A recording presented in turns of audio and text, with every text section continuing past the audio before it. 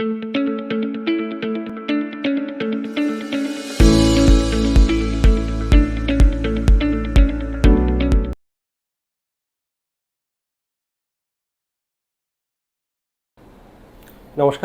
আমি ডক্টর রাজীব ভট্টাচার্য। আপনাদের একটা প্রশ্ন করি। আচ্ছা, যদি আপনাকে কোনো রকম একটা ক্যান্সার গ্রহণ করতে হয়, ধরুন কেউ একজন বলল আপনি একটা বিরাট বড় বিপদের হাত থেকে রক্ষা পাবেন যদি আপনি এটার কোনো একটা ক্যান্সার নিয়ে নিতে রাজি হন নিজের শরীরে। একটা একদমই আনরিয়ালিস্টিক সিচুয়েশন, কিন্তু তাও এই প্রশ্নটা করছি। তাহলে আপনি কোন ক্যান্সারের কথা বলবেন? ভগবান বলছে যে আপনাকে একটা ক্যান্সার নিতেই হবে। কোন ক্যান্সারটা নেবেন? এই যে জোকটা, এটা আমার যিনি বস তিনি বলতেন। সেটা হচ্ছে যদি নিতে হয় তাহলে থাইরয়েড ক্যান্সার নেওয়া উচিত। কারণ থাইরয়েড ক্যান্সার, প্রথম কথা, এটা খুব অ্যাগ্রেসিভ নয়, এবং থাইরয়েড ক্যান্সার বিশেষত যেগুলি সবথেকে কমন থাইরয়েড ক্যান্সার, অর্থাৎ প্যাপিলারি বা follicular variety of thyroid cancer, যেগুলোকে একসাথে বলা হয় ডিফারেন্সিয়েটেড থাইরয়েড ক্যান্সার, সেগুলি কিন্তু খুব ওয়েল কন্ট্রোল করা যায়, খুব ভালোভাবে কন্ট্রোল করা যায়, এবং সেই সাথে রোগীকে ম্যাক্সিমাম ক্ষেত্রেই সম্পূর্ণভাবে সারিয়ে তোলা যায়। এমনকি যদি মেটাস্টেসিসও হয়ে যায়, তখনই কিন্তু অত্যন্ত ভালো ভালো চিকিৎসা রয়েছে যার সাহায্যে আমরা থাইরয়েড ক্যান্সারকে এবং থাইরয়েড ক্যান্সারের রোগীকে অনেক দিন পর্যন্ত ভালো রাখতে পারি। তো থাইরয়েড ক্যান্সার যদি হয়, অনেক সময় কিভাবে প্রেজেন্ট করে, একটা নেকের মধ্যে একটা মাস, গলায় একটা গলগণ্ডের মতো দেখতে লাগে, সাধারণত অতটা বড় হয় না, ছোট অবস্থাতেই ওটা ধরতে পারা যায়। এবং তখন আমরা একটা আলট্রাসাউন্ড নেক করি। আলট্রাসাউন্ড করে আমরা যদি দেখি যে থাইরয়েডের মধ্যে ওরকম কোনো ছোটো ছোটো টিউমার আছে, তখন আমরা সেখান থেকে একটা এফএনএসি করি। আপনারা জানেন যে আমি সবসময় বায়োপসি করার পক্ষপাতী, কিন্তু থাইরয়েড ক্যান্সার হচ্ছে এমন একটি জায়গা যেখানে কিন্তু বায়োপসি করা উচিত নয়, এফএনএসি করা উচিত। এটাই এফএনএসির সবথেকে স্ট্রং ইন্ডিকেশন। এবং এফএনএসি করে আমরা কি করি, ভেতরের রসটাকে বের করতে পারি, এবং এই রসের মধ্যেই কিন্তু সবথেকে ভালোভাবে বুঝতে পারা যায় যে থাইরয়েডের ক্যান্সার রয়েছে কিনা, এবং থাকলে কি ধরনের থাইরয়েড ক্যান্সার রয়েছে। বায়োপসিতে কিন্তু অত ভালোভাবে বোঝা যায় না, এটাই একটা উলট পুরাণ।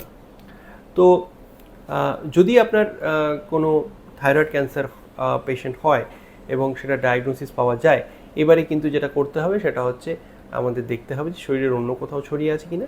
যদি ছড়িয়ে না থাকে তাহলে সেক্ষেত্রে ওই টেস্ট যে থাইরয়েডটা আছে সেটাকে সম্পূর্ণভাবে কেটে বাদ দিয়ে দিতে হবে।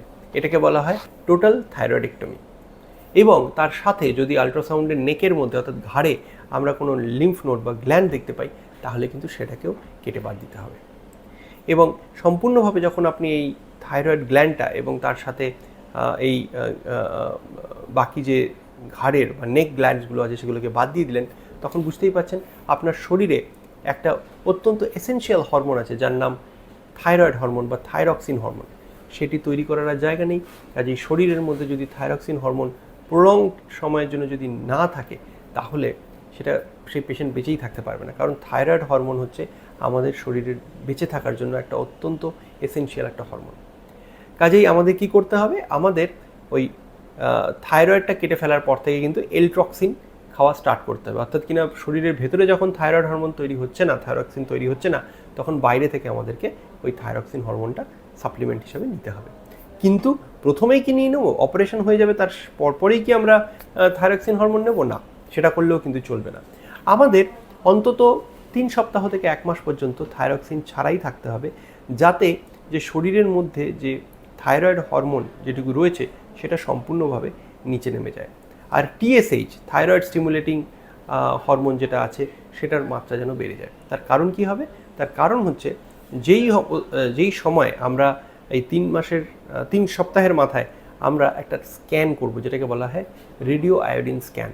এই রেডিও আয়োডিন স্ক্যান আমরা করব এবং আয়োডিন আমরা দেব, এবং সেই আয়োডিনটা গিয়ে ঢুকবে কোথায়?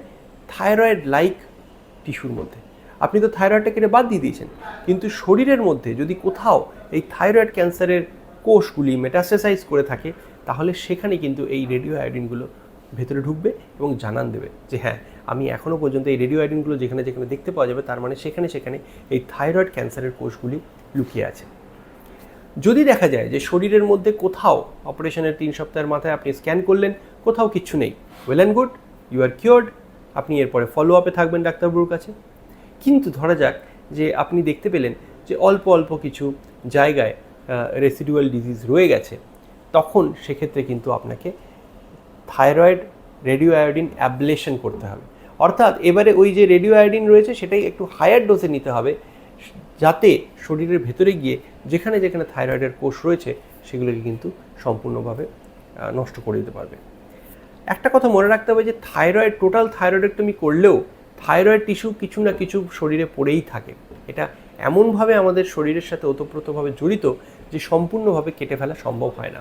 সেই কারণে যদি আমরা রেডিও আয়োডিন স্ক্যান করে কিছু নাও পাই, তাহলেও আমরা একটু low dose radio iodine ablation করে দিই। এটাকে বলা হয় রেমনেন্ট অ্যাবলেশন বা অ্যাডজুভেন্ট, অর্থাৎ কিনা সার্জারির পরে আমরা এই রেডিও আয়োডিন অ্যাবলেশনটা করি।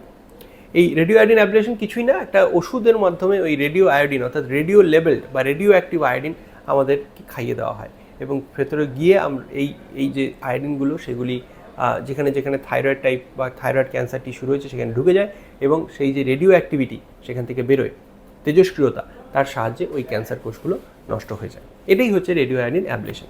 এবারে তাহলে আপনি বলবেন যে স্ক্যানটা তাহলে করার প্রয়োজন কি, একেবারে রেডিও আয়োডিন অ্যাবলেশন করলেই হলো? তার কারণ হচ্ছে যে স্ক্যান করে আমরা বুঝে নেব যে শরীরের মধ্যে কতটুকু রোগ পড়ে আছে।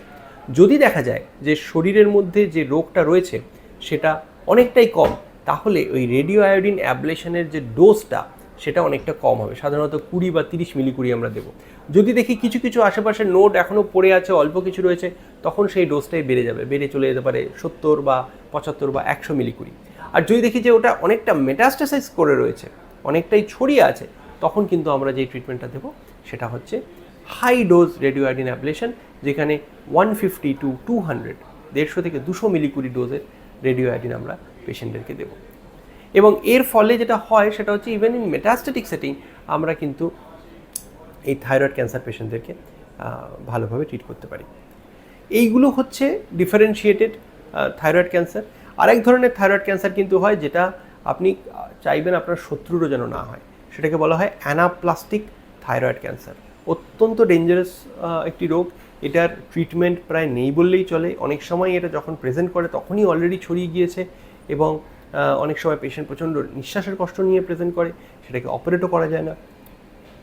এছাড়া আরেক ধরনের সম্পূর্ণ বিপরীতধর্মী এক থাইরয়েড ক্যান্সার আছে, যেটাকে বলা হয় মেডুলারি থাইরয়েড ক্যান্সার। এটা থাইরয়েডের অন্য এক ধরনের কোষ থেকে তৈরি হয়। এই মেডুলারি থাইরয়েড ক্যান্সারের চিকিৎসাও কিন্তু সম্পূর্ণ আলাদা। এখানে কিন্তু রেডিও আয়োডিন অ্যাবলেশনের কোনো রোল নেই। এখানে অপারেশনের পরে আমরা টার্গেটেড থেরাপি দিই, এবং বিভিন্ন রকমের জিন মিউটেশন, যেমন রেট জিন, এনটিআরকে জিন ইত্যাদি, BRAF জিন, এই ধরনের জিন মিউটেশনগুলোকে চেক করে আমরা সেই অনুযায়ী চিকিৎসা করি।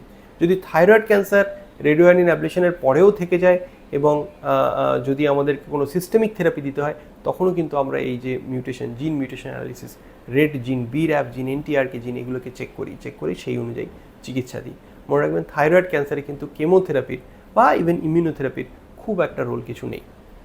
কাজেই আশা করছি যে আপনাদের যেন কখনোই কোনো রকম ক্যান্সার না হয়, সেটাই আমি চাইবো, এবং থাইরয়েড ক্যান্সারও যেন না হয়, আপনারা যেন অত্যন্ত সুস্থ জীবনযাপন করেন।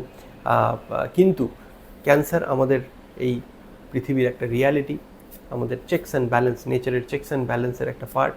কাজেই যদি কারোর থাইরয়েড ক্যান্সার হয় তাহলে তাকে আশ্বস্ত করবেন এবং কোনো একজন অনকোলজিস্টের কাছে নিয়ে যাবেন, যাতে তার প্রপার চিকিৎসা করা যায়। আজকে এই পর্যন্তই, নমস্কার।